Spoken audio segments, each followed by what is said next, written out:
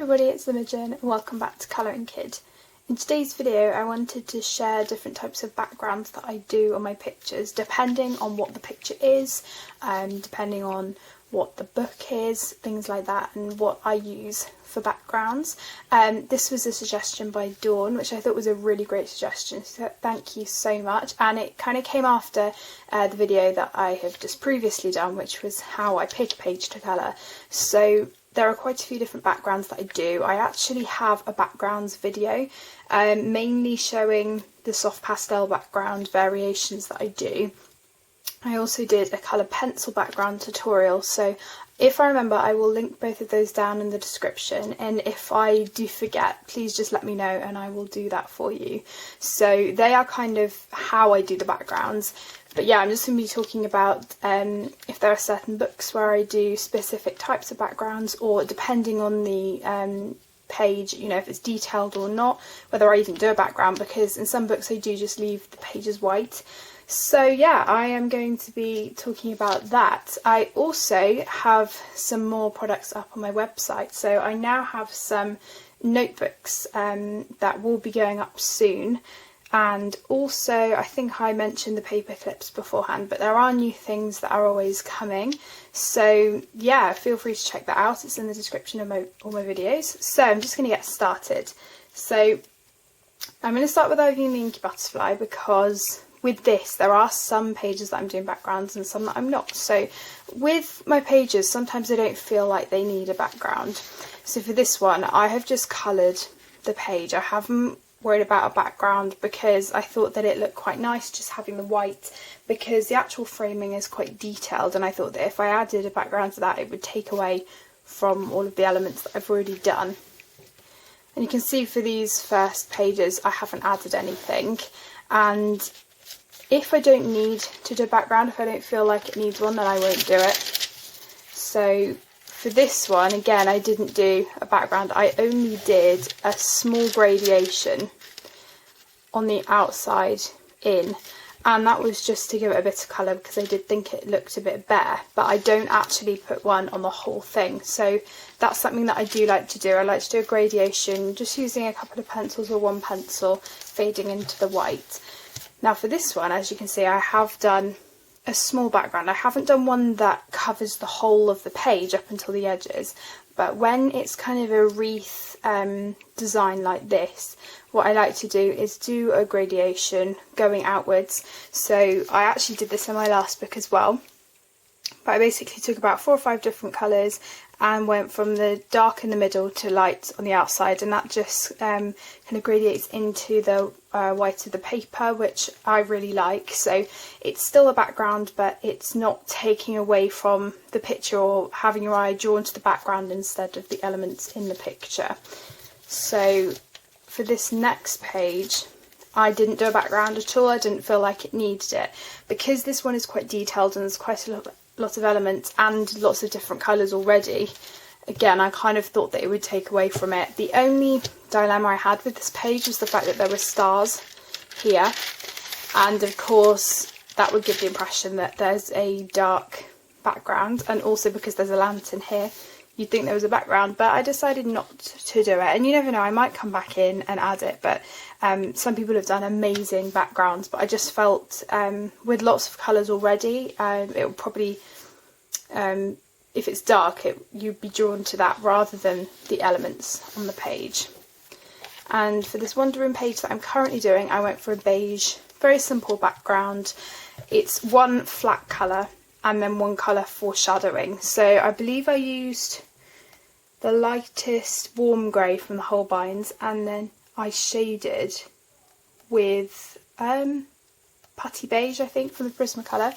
So what I tend to do sometimes is just do one flat colour and then the shadow, so it's very much burnishing and not doing like layers to create the background. This was literally me pressing really hard and getting that desired effect of the burnished look.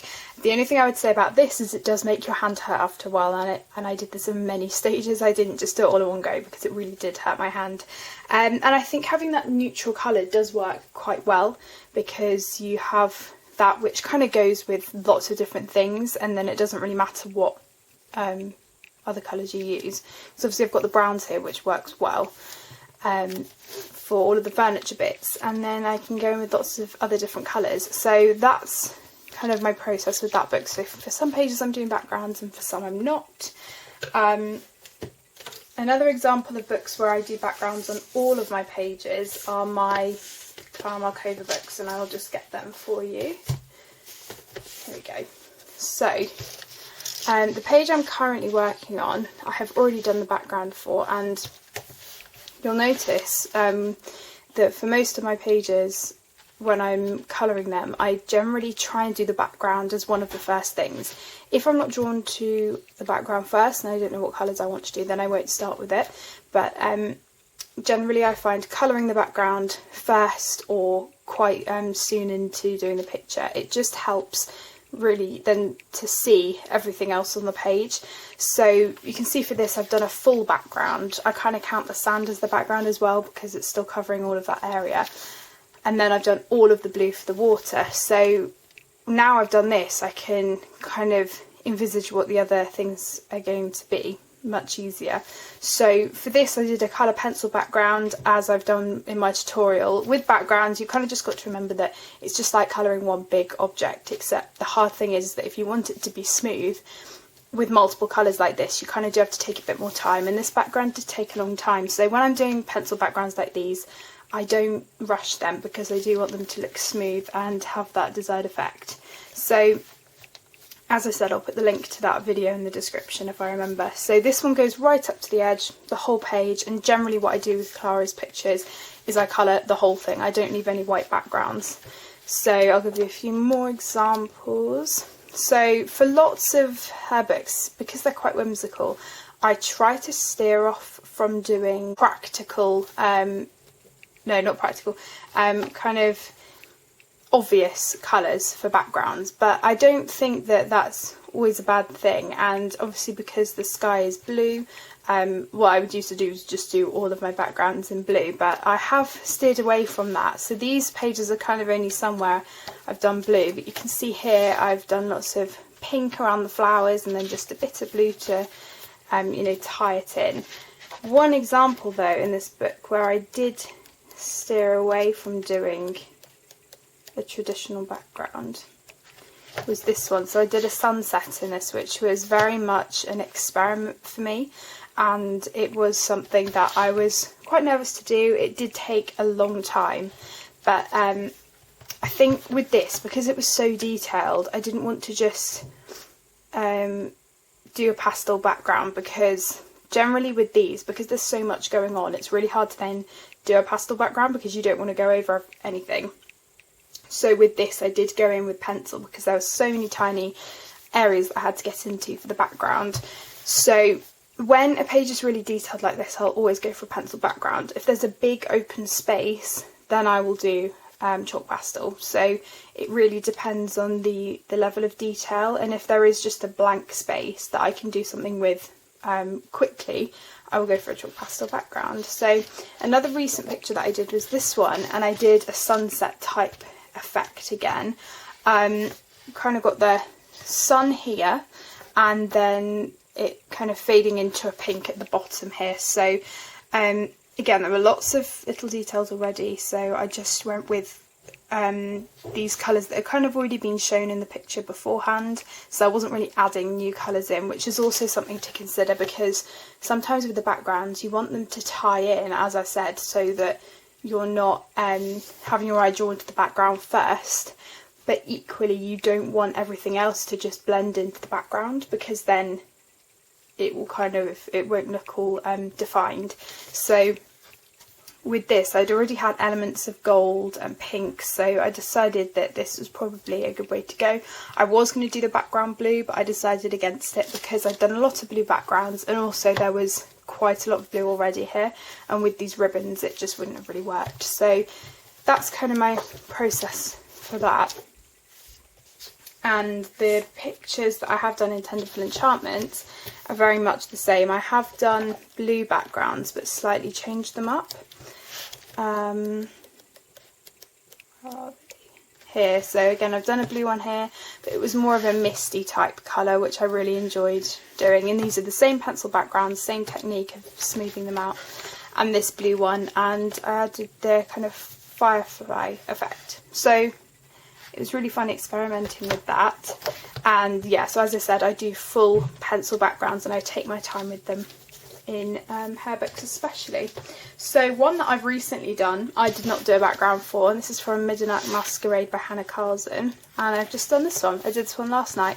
Didn't do a background, I didn't really feel it needed it, and because I've kind of got bright colours anyway, it doesn't really matter that there's not a background because there are bright colours all around. I've used the Pentel Hybrid Dual Metallic for the outer bit of the mask. If I'd done a lighter colour, it wouldn't have looked as good, in the sense that it would have been a light colour on the white. So I probably would have done a background.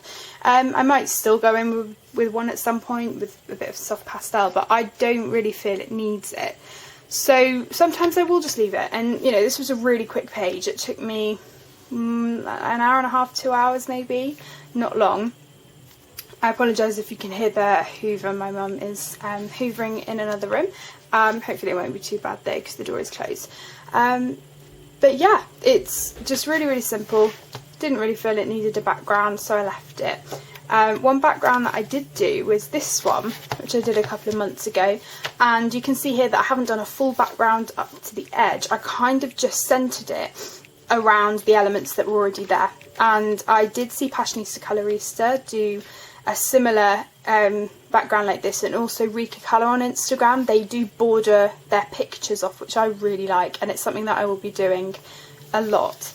So with this, I just drew around the elements and just coloured it as a normal background, and I think it looks really effective then having the white. So as long as you're going for a kind of darker background, it will look really effective, because if I went in with a really light blue for all of this background up against the white, it wouldn't have looked as effective. So yeah, I'm really, really happy with how this one turned out, and I will probably, with this one when I get around to it, either do something similar or I will do a gradiated background, because this is a smaller element, so we will see.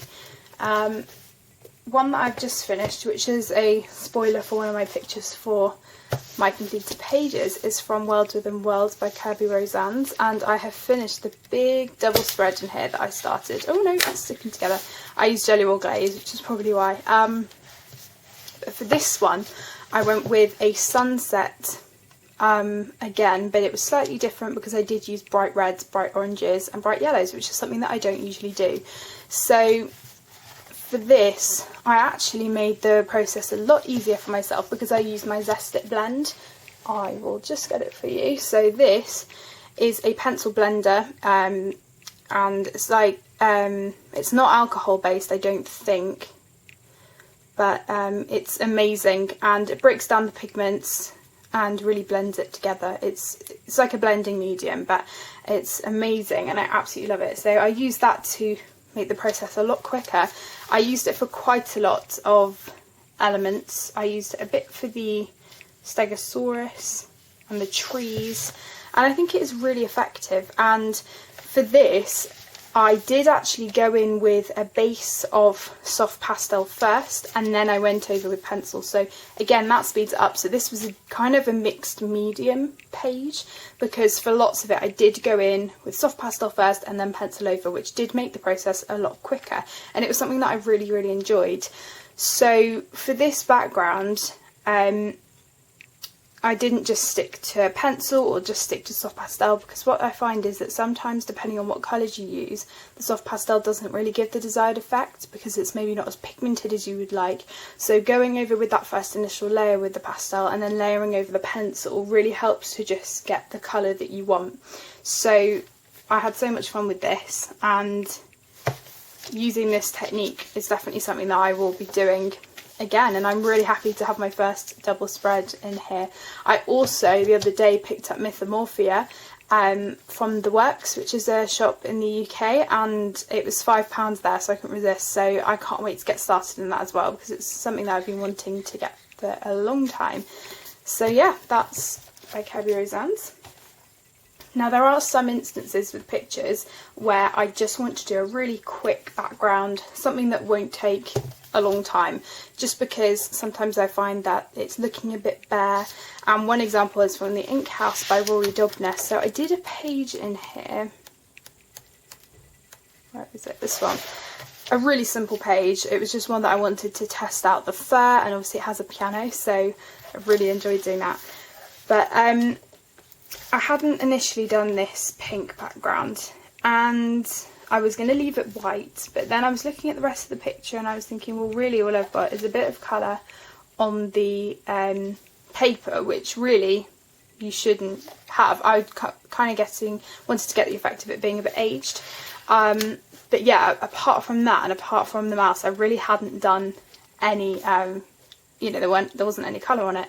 So I did think having the white background against the black and white of the piano, it did look a bit bare. So that's why I just went in with a tiny bit of soft pastel.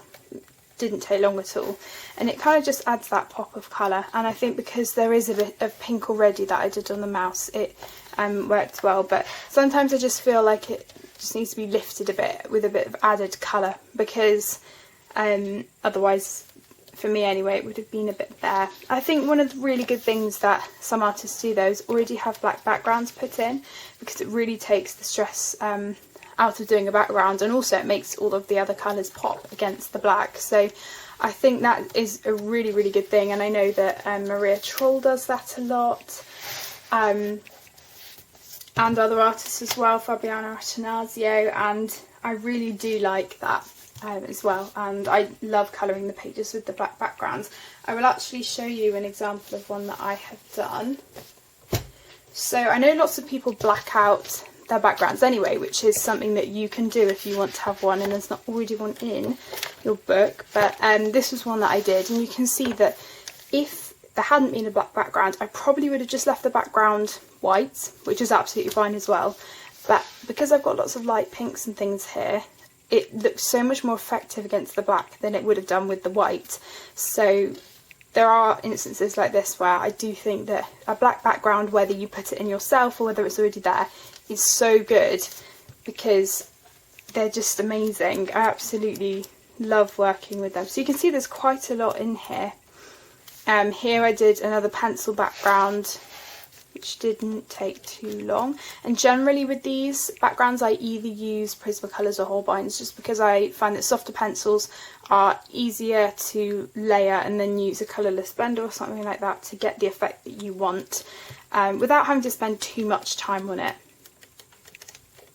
And here I used a soft pastel background. So I actually, for this page, no, sorry, not for this one, it was a different one. Here, yeah, I went in with soft pastel first and then went over with pencil. So all of the shadows in the background are all done with pencil, and again, that's a really quick way of doing a background as well, similar to what I did in Worlds Within Worlds. So yeah, that's another of my techniques. So for Fantastic Zoo, I solely do soft pastel, and what I do, and I do it on all of my pages, is that I take the colours that are the animal and I put it in the background. So yeah, I'm not going to lie, it's not the smoothest of backgrounds, because I do just put circles of colour wherever I want, and I do quite like the effect. I don't feel like I need to do a pencil background or anything underneath, but I do think that that added bit of colour does just tie in the animal with the background a bit more. So I do it with all of my pictures, as you can see, and I could make it smoother if I wanted to, and it's something that I might do, but I think that for the effect I'm trying to achieve, and for not having to spend that long on it, you know, it's really fun to just do. And the only downside is that lots of the animals in here, because I want to make them realistic, a lot of them are brown or grey, so you know, some of them aren't the most exciting of colours, so the backgrounds then aren't that exciting. But for something like this pig here, where I wanted it to be pink, yeah, the background worked great. So I think there's a lot that you can do with the soft pastel. You can either go in a completely different direction, or you can stick to colours that tie in with it. So here, even though there's only a tiny bit of orange and yellow, I still added quite a lot into the background, and this is actually one of my favourites, the penguins. So yeah, that's another way I use soft pastel. So I wanted to show you a page from Botanica by Maria Troll where I didn't do a background. So with this one, you can see that with all of the dark greens and the red, adding a background would have maybe taken away from the colours. So if I'd done a dark background with the dark colours already, it wouldn't have popped as much. And if I'd done a lighter one, again, say I'd gone with a pink, I just felt like it looked really good just as it was. And I think you don't always have to do a background. You can leave things white and it looks just as good. And I think that when I first started colouring, I didn't really do backgrounds. I didn't even think about them. I just coloured what was there already. And now that I'm starting to be a bit more adventurous with my backgrounds, like doing the sunset or adding texture, different colours, things like that, you can do pictures that just don't have a background, and I really like the effect of just having them white for this one. If you haven't seen this background, which I'm sure many of you have, I did a picture from Daydreams a couple of years ago for Katrine from Always Colouring, and she did a tutorial doing a rain background here.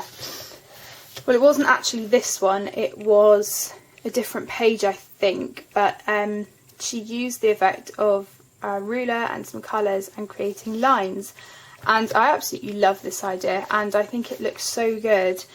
And she had so many brilliant ideas for backgrounds, but I think for such a simple one like this, which looks so effective but it's actually really easy, you know, it's brilliant. And I then went over with white gel pen on all of the rain, so it just proves that, you know, you have a blank background here, but even without spending so much time on it, you can create something really pretty, and it does look like rain. It looks really effective. So that's a brilliant video, and it's on her channel, and definitely go and check that one out. Again, this was, where is it? This one was just a quick soft pastel background. Oops. So a background that I did in Mijn Spaziergang Dutch de Jahreszeiten by Ruta Berman, which goes along with my background video, was this one. Now originally when I did this picture I didn't have a background at all. Then I came back to it maybe like 6 months later and thought, yeah, this needs a bit of background, so I went over with the purple and a bit of grey here and there to kind of create a misty effect. And then I came back to it and added the dots. Well, I used a Derwent Battery eraser and erased some of the soft pastel to make it look like snow. So this one kind of evolved as time went on, so it didn't have a background and then it did. And this is one of the techniques that I show. So I believe Sammy from Colour and Chat with Sammy also did this. And yeah, you basically just take the pigment of the chalk pastel away and it creates a really lovely effect. So if you want to add snow or just a bit of interest to your background that's simple, yeah, you can try this, and you could even use a normal rubber if you want. I just find that because the Derwent Battery eraser already has a circular rubber, it you know, it's way easier to get the circle. So yeah, that's everything I have got to show you. So I really hope that you enjoyed watching this video. I hope it helps, and thank you so much, Dawn, for the suggestion. I thought it was brilliant. And to those of you who have any other suggestions regarding this sort of thing, you know, whether it's something to elaborate on backgrounds or how I pick pages, then please let me know, because you know, at some point I'm going to run out of video ideas, and it's always good to have a list to fall back on. So even if it's not to do with this, you know, feel free to let me know. So thank you so much everybody for watching and for your continued support, and we're almost at 2,000 subscribers, which I cannot believe. I will be doing a giveaway, so for those of you who haven't subscribed yet, please feel free to, because then we'll be getting closer to that 2,000. So thank you so much for watching. As I said, everything will be down in the description as usual, and I will see you all in my next video. Bye everyone!